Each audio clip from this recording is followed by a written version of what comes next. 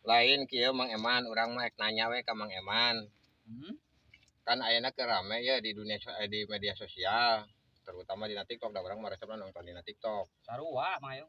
Tah ayeuna teh pan loba anu ngahujat atau nu ngeritik kebijakan-kebijakan Pak Dedi. Menurut urang mah kebijakan Pak Dedi teh asup akal, sabenerna mah sangat mendukung jang masyarakat leutik, terutama masyarakat leutik. Da ayeuna ge anu ngeritik teh lain masyarakat leutik, orang-orang elit politik anu disebutna wakil rakyat. Menurut Mang Eman kumaha tah? Masalah eta mah mah setuju pisan sabarna mah. Satujuna nu mana? Pak Dedi. Kebijakan Pak Dedi mah setuju pisan orang mah gitu. Naon? Anu paling setuju ku Mang Eman kebijakan Pak Dedi naon tah? Ya barudak anu dikabarakeun. Bener berarti. Komo lamun lain kabarakeun. Lamun ku urang mah eta programna pasti pasti diabuhkeun ke kanang harimau nya. Oh bener, cocok kata aing setuju sebenarnya mah. Aing mah bakal ka kanang harimau. Aing saking kurudat sebenarnya mah ya tipe heula ge nunggu-nunggu eta kebijakan model kitu teh ngan can aya pemimpin memang anu berpikiran nepin ka dinya sebenarnya mah. Sok bayangkeun.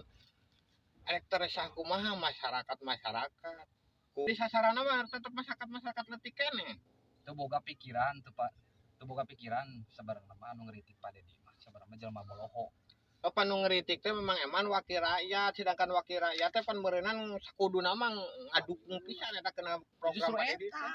Pan manehna pendidikan mangayung, urang mah kan anu sabenerna mah naon anu ieu matak aya kebijakan ti Pak Dedi teh ngaruhna budak pan ayeuna teh barudak teh keur ngomprek HP. Teh bangge kayak pokona mah. Eta pan matak nyilakakeun gitu masa depanna teh matak buruk eta teh gitu. Urang mah justru nu teu ka hati teh ye program Pak Dedi teh pan nu ditarima pisan ku masyarakat teh. Justru masyarakat mah sieun program Pak Dedi teh nepikeun ka teu jadi.